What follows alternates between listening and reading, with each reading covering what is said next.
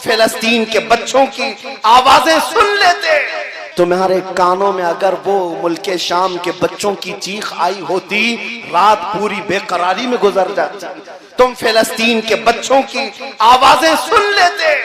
बरसों हो गए मेरे अजीजों, एक रोटी का टुकड़ा भी अगर उनको मिल जाए तो छीना झपटी करते हैं। यहाँ तुम शादियों में खाने गटर और नालियों में फेंक देते हो। मुझे खुद याद है, आज से 4 साल पहले की बात, इराक में बगदाद शरीफ में 11वीं के मौके पर हम हाजिर थे।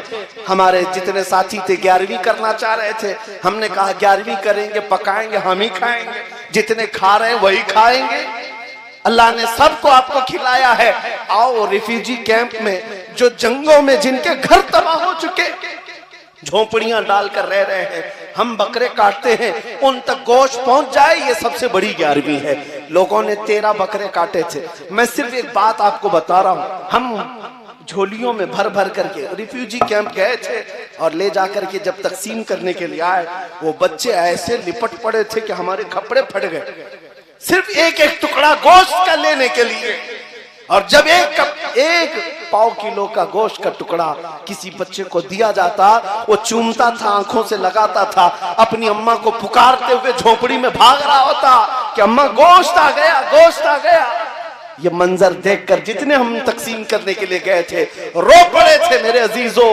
ये हालात आज उसी रसूल की उम्मत के साथ हैं और तुम्हें जरा बराबर एहसास नहीं, दर्द नहीं। आज हमारे नाचने के दिन नहीं है, हमारे रक्स करने के दिन नहीं है।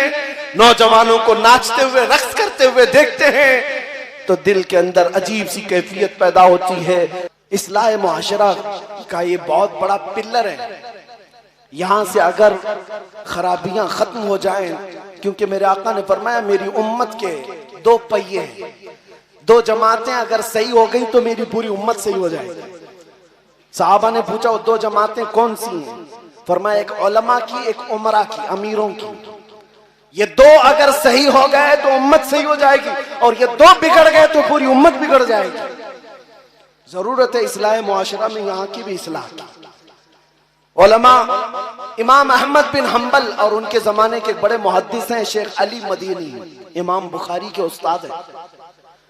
ये इमाम अली मदीनी और इमाम अहमद बिन हम्बल में किसी मसले में इख्तिलाफ हुआ। इमाम अहमद बिन हम्बल के शागिर्द कहते हैं हम एक दिन पढ़ने के लिए बैठे हुए थे, शेख अली मदीनी घोड़े पर सवार होकर तेजी से आए, घोड़ा सामने बांध दिया और सीना तान कर अंदर इमाम अहमद बिन हम्बल का दरवाजा खोला।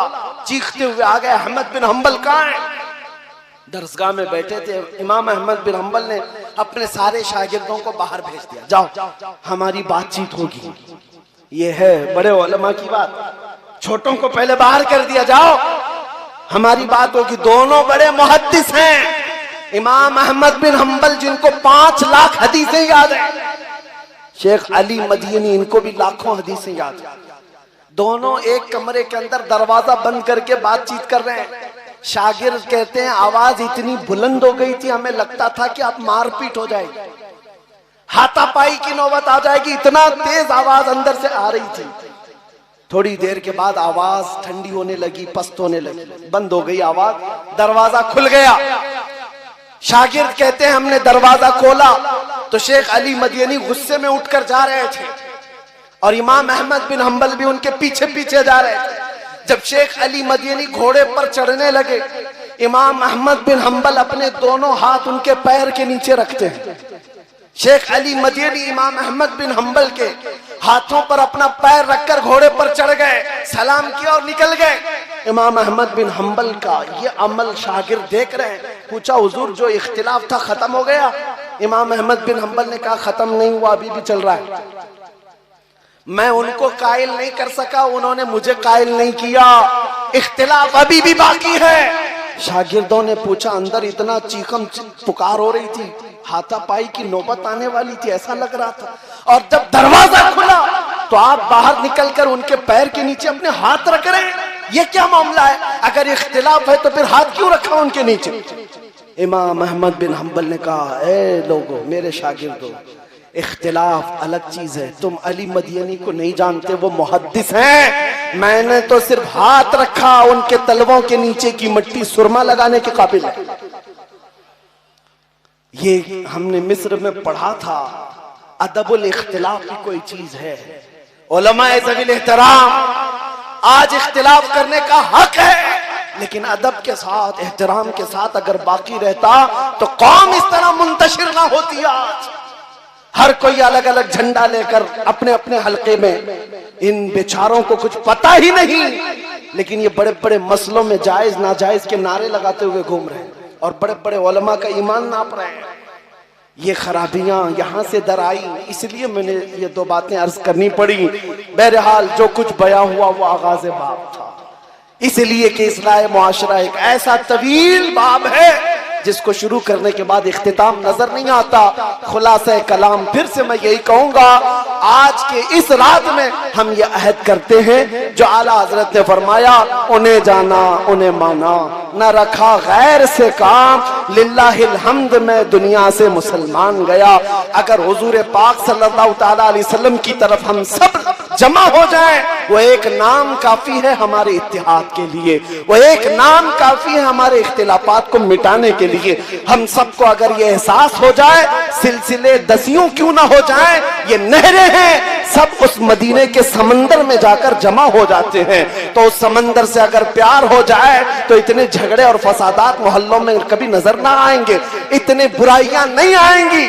इसलिए अजीजा ने गिरामी, जड़ की तरफ तवज्जो दो। अगर जड़ तुम्हारी मजबूत हो जाए तो फिर इंशाअल्लाह हमारे जैसों को आकर के तुम्हारी इस्लाह की बात करने की जरूरत भी नहीं पेश आएगी।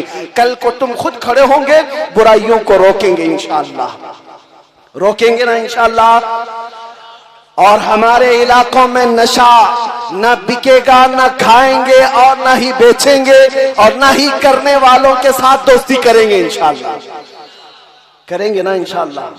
जो अहद कर रहे हो ये रसूलुल्लाह को हाजिर और नाजिर जानकर गाने सुनना छोड़ दो, क्योंकि फरमाया गया जो गाने सुनता है फहश, उसके दिल में मुनाफिकत आ जाती है, वो मुनाफिकत के करीब जाता है और वो जिना के करीब जाता है। इन्नल गिना यूरिसुन निफाक, गाना निफाक की तरफ ले जाता है और जिना की तरफ ले जाता है। दिन भर एयरफोन लगाकर गाने सुनते रहते हो, पता है क़यामत के दिन इन लोगों के मुतालिक फरमाया जाएगा, सीसा पिघला करके उनके कानों में डाला जाएगा, भेजा बाहर निकल आएगा। जो गाने सुनते थे, बेहयाई के नगमे सुनते थे, यहाँ बुराइयां हैं। अहद करेंगे इंशाअल्लाह, सुनेंगे तो मेरे मुस्तफा की नाते सुनेंगे, हुजूर पाक के कलाम सुनेंगे इंशाअल्लाह, करेंगे ना इंशाअल्लाह।